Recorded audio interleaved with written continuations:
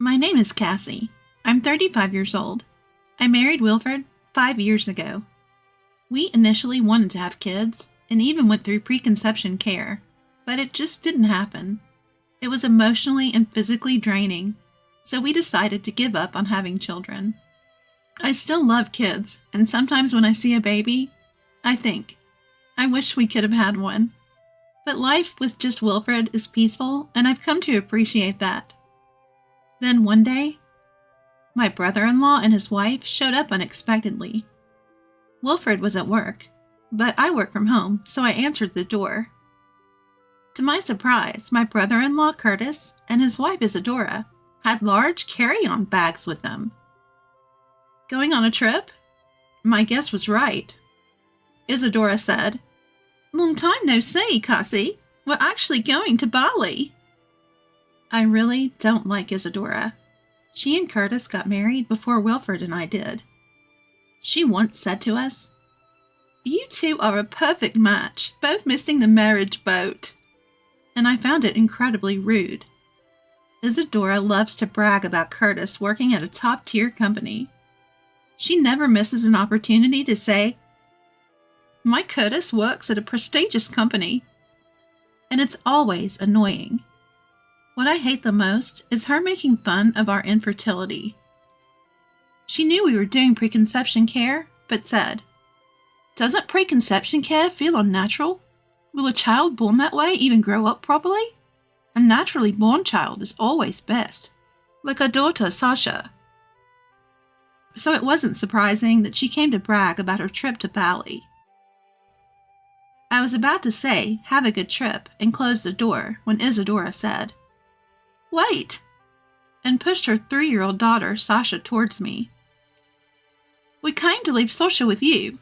She's too young to appreciate Bali. We'll be gone for a week, so take good care of her."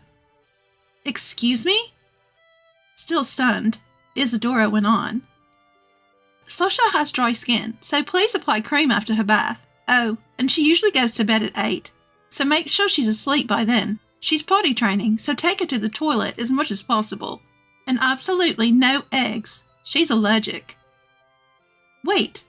What?" "No, I can't do this. You can't just drop this on me." I tried to refuse her overwhelming demands, but Isadora ignored me. She tilted her head and smirked. "Cassie, you were doing preconception care, right? You wanted kids. I thought you'd be happy to look after a child you couldn't have, even if it's just for a week."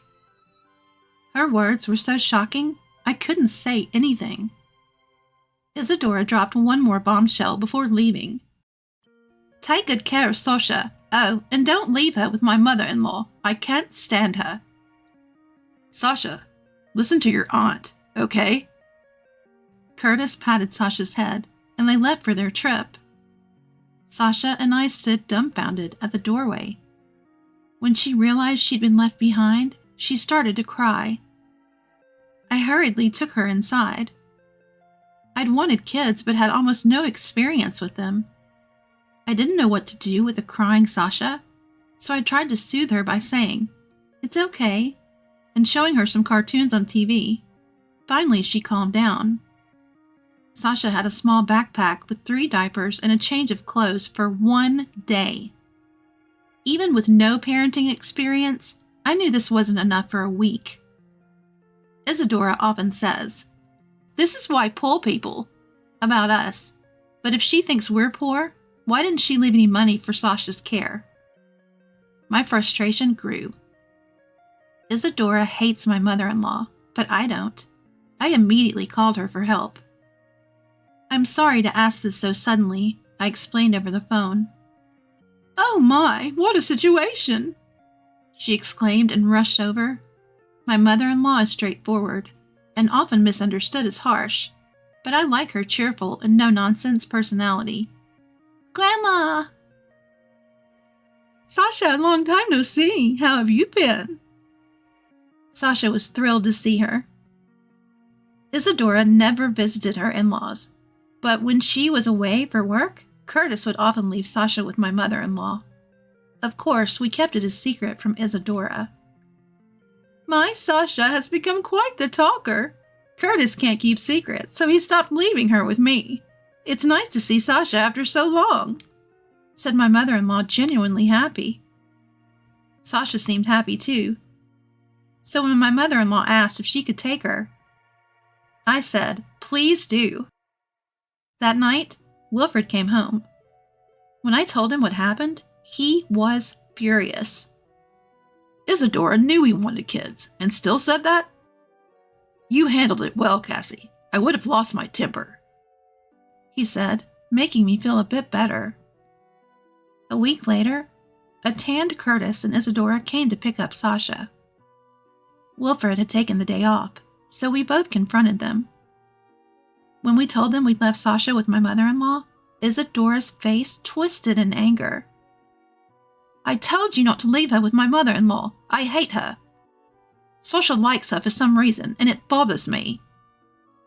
"Isadora, could you not openly say you hate someone's mother? It's rude," Wilfred calmly replied. Isadora glared at me. "I left Sasha with you out of goodwill. You both wanted kids, so I thought you should experience what it's like. It's not all fun and games, and you trampled on my goodwill by not even listening to my simple request. That's low." Her audacity left me cold. I snapped. People probably got mad at this. I confronted Isadora with the words that came to my mind, which had become strangely calm. "The ones who are low are you and Curtis." "What? Why didn't you take Sasha on your trip? You say she's too young to appreciate ballet, but you just didn't want the hassle. And leaving her for a week with only 3 diapers and 1 change of clothes, what's that about?"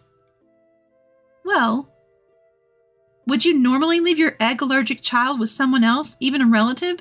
Allergies can be life-threatening. And Sasha cried when you left. Did you even consider how she'd feel being abandoned for a week?" Isadora and Curtis were speechless. Finally, Isadora forced out some words. "But I left Sasha with you out of goodwill, Cassie. You work from home. You have time. We're family. You could help a little with childcare.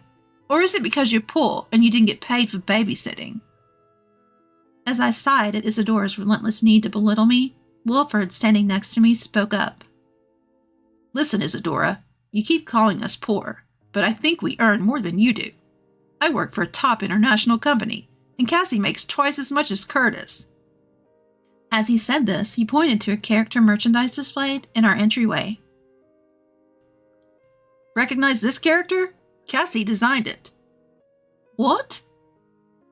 Isadora and Curtis looked stunned, and for good reason. I'd never told them, not wanting to brag. But I was the designer of a character everyone knows. Designing its illustrations and merchandise is my main job, but I also illustrate children's books and create corporate mascots. I'm far from idle at home. I had no idea Cassie was such an amazing illustrator. "Hey Cassie, give me an autograph. I want to show off at work." I couldn't hide my disdain as Curtis stepped forward, ignoring his stunned wife, and asked for an autograph. No. I refused, but he kept begging. "Come on, please." Just then, my mother-in-law walked up from behind Isadora and Curtis. "Ah, Mom." Wilfred noticed her, and Isadora quickly turned around. Isabella told her mother-in-law to bite. "Mother-in-law, thank you for taking care of Sasha. We'll take her back now." "No, I'll keep Sasha for a while longer." "What? What are you talking about, Mom?"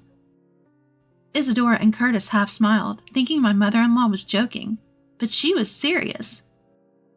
"Have you been feeding Sasha properly?" My mother-in-law had been concerned that Sasha was smaller than other kids her age. After cooking for her every day, being mindful of her egg allergy, Sasha had said, "Mom and Dad never cook." It seems that Isadora and Curtis found it too much of a hassle to prepare meals for their 2-year-old daughter Sasha, who has an egg allergy, so they've been giving her store-bought baby food. "You can't blame anyone for calling this neglect. I I've reported you to Child Protective Services. I've also offered to take care of Sasha for a while, so you two should go home," said the mother-in-law, who had worked as a public health nurse for many years and was very knowledgeable about child development. Although she had always been suspicious, she had turned a blind eye, thinking it was wrong to doubt her own son and his wife. But after spending a week together, she decided that she couldn't ignore the situation any longer. After a heated argument at the front door, Isadora and Curtis retreated, unable to withstand the mother-in-law's forcefulness. "I'm sorry for causing such a scene. Don't worry, I'll take care of Sasha," she said before leaving. Within a month of this big commotion, Curtis showed up unannounced at our house. Apparently, his affair had been discovered. He had lied about going on a business trip abroad and was caught meeting his mistress. Isadora kicked him out. Initially, he went to his parents' house, but since Sasha was there, his father-in-law kicked him out. And he had no choice but to come to our place. Of course, we have no obligation to hide Curtis at our house, so Wilfred and I flatly refused. "We have no obligation to harbor you. Why don't you find a hotel?" we told him. And he left, shoulders slumped. In the end, Isadora and Curtis divorced. Curtis gained sole custody and moved back in with his parents after apologizing. I've heard from my mother-in-law that he's working hard to be a good dad to Sasha now, I learned. Isadora, who had not been properly raising Sasha, lost custody and broke down crying during the negotiations. She quit her job and returned to her parents' home in the countryside. It was pitiful to see Isadora, who had always acted so superior, end up broken and retreating to the countryside. "Auntie, did you come to play again today?" "Yeah, what should we play today?" "Let's play house. You be the baby, and Sasha would be the mom." "Sure."